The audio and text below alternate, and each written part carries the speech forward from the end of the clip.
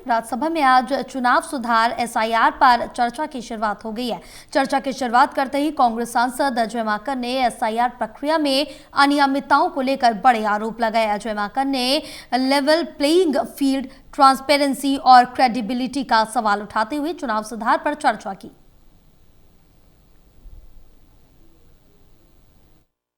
राज्यसभा में चुनाव सुधार एसआईआर पर चर्चा की शुरुआत हो गई है। कांग्रेस नेता अजय माकन ने चर्चा की शुरुआत करते हुए बड़े आरोप लगाए हैं। आज राज्यसभा में चुनाव सुधार और एसआईआर पर चर्चा के दौरान कांग्रेस सांसद अजय माकन ने केंद्र सरकार और चुनाव आयोग पर गंभीर आरोप लगाते हुए लोकतंत्र की सेहत पर सवाल उठाए हैं। कांग्रेस नेता अजय माकन ने कहा कि भारत को लोकतंत्र की जननी कहा जाता है, लेकिन हाल की घटनाएं बताती हैं कि लोकतंत्र खतरे में है। अजय माकन ने लोकतंत्र की 3 बुनियादी शर्तें बताई। इसमें लेवल प्लेइंग फील्ड, ट्रांसपेरेंसी और क्रेडिबिलिटी का जिक्र करते हुए अपनी बात विस्तार से रखी है। सबसे पहले लेवल प्लेइंग फील्ड पर बोलते हुए अजय माकन ने राजनीतिक दलों के फंडिंग में भारी असमानता का जिक्र किया है। अजय माकन ने कहा कि साल 2004 में बीजेपी के बैंक खातों में 88 करोड़ रुपए थे, जबकि कांग्रेस के पास 38 करोड़ रुपए। वहीं साल 2009 में बीजेपी के पास 150 करोड़ के मुकाबले कांग्रेस के 221 करोड़ रुपए थे। लेकिन साल 2014 के बाद बीजेपी के फंड्स में जबरदस्त उछाल आया। साल 2019 में 3,562 करोड़ और साल 2024 तक 10,107 करोड़ रुपए हो गए। अजय माकन ने आरोप लगाया कि साल 2024 लोकसभा चुनाव से ठीक पहले कांग्रेस के बैंक खाते सीज कर दिए गए। चुनाव आयोग को पत्र लिखा गया, लेकिन कोई कार्रवाई नहीं हुई और आखिर में खातों से पैसे निकाल लिए गए। इससे विपक्ष को चुनाव लड़ने में भारी नुकसान हुआ। अजय माकन ने आरोप लगाया कि अगर अंपायर ही एक टीम की जर्सी पहन लेगा तो दूसरी टीम क्या करेगी। ट्रांसपेरेंसी के मुद्दे पर अजय माकन ने हरियाणा चुनाव का जिक्र किया। वहां वोटिंग प्रतिशत के आंकड़े बदलते रहे और सीसीटीवी फुटेज पर सवाल उठे। अजय माकन ने कहा कि कोर्ट ने चुनाव आयोग को फुटेज जारी करने का आदेश दिया, लेकिन 10 दिनों के अंदर केंद्र सरकार ने नियम बदल दिए और फुटेज देने से इनकार कर दिया।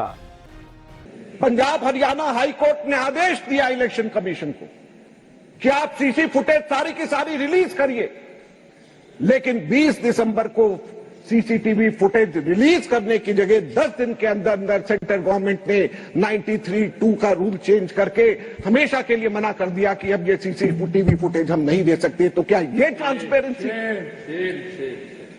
जब कोई गलत कार्य नहीं हुआ तो क्यों छुपाया जा रहा है? हाई कोर्ट के ऑर्डर्स को क्यों इस तरीके से दबाया जा रहा है? अजय माकन ने कहा कि इसी तरह कर्नाटक के आनंद में भी वोट चोरी के आरोप लगे, लेकिन चुनाव आयोग ने कोई मदद नहीं की। क्रेडिबिलिटी पर सबसे तीखा हमला बोलते हुए अजय माकन ने कहा कि चुनाव आयुक्तों को कानून बदलकर क्रिमिनल या सिविल एक्शन से पूरी इम्यूनिटी दे दी गई। चाहे कितना पक्षपात करें, कोई कानूनी कार्रवाई नहीं हो सकती। अजय माकन ने मॉडल कोड ऑफ कंडक्ट के दोहरे मापदंड का आरोप लगाया। अजय माकन ने कहा कि तेलंगाना और हिमाचल में कांग्रेस सरकारें किसानों को मदद देना चाहती थी, तो चुनाव आयोग ने आचार संहिता का हवाला देकर रोक दिया। अजय माकन ने कहा कि लेकिन बिहार चुनाव में आचार संहिता लागू होने के बावजूद एनडीए सरकार ने लाखों महिलाओं के खाते में 10,000 रुपए ट्रांसफर किए हैं। अजय माकन ने आगे आरोप लगाया कि विपक्ष करे तो रेवड़ी, सत्ता पक्ष करे तो जन कल्याण। ये दोहरा मापदंड लोकतंत्र को कमजोर कर रहा है। पूरे के पूरे चुनाव आयोग को अपनी विश्वसनीयता बनानी पड़ेगी, क्रेडिबिलिटी बनानी पड़ेगी। अगर क्रेडिबिलिटी और विश्वसनीयता नहीं अक्षुण्ण रखी जाएगी तो लोकतंत्र खत्म हो जाएगा, लोकतंत्र मर जाएगा। अगर अंपायर ही एक टीम की जर्सी पहन लेगा तो दूसरी टीम क्या करेगी? अंपायर ही अगर मैच फिक्स कर लेगा तो खिलाड़ी क्या करेगा? अंपायर ही अगर मैच फिक्स कर लेगा तो खिलाड़ी क्या करेगा? सुप्रीम कोर्ट ने मार्च 2023 में ऐतिहासिक फैसला दिया कि चुनाव आयुक्तों की नियुक्ति एक निष्पक्ष कमेटी को करनी चाहिए, ताकि सत्ताधारी पार्टी के अधीन कार्यपालिका को पूरी शक्ति ना दी जाए। अजय माकन ने अपने भाषण में चुनाव आयोग की विश्वसनीयता पर सवाल उठाते हुए कहा कि अगर अंपायर मैच फिक्स कर ले तो खिलाड़ी क्या करेंगे। राज्यसभा में चर्चा जारी है और सत्ता पक्ष से भी जोरदार जवाब आने की उम्मीद है। जाहिर है चुनाव सुधार एसआईआर पर राज्यसभा में चर्चा आगे भी जारी रहेगी और इस दौरान सत्ता पक्ष विपक्ष के कई सांसदों को बोलने का मौका मिलेगा।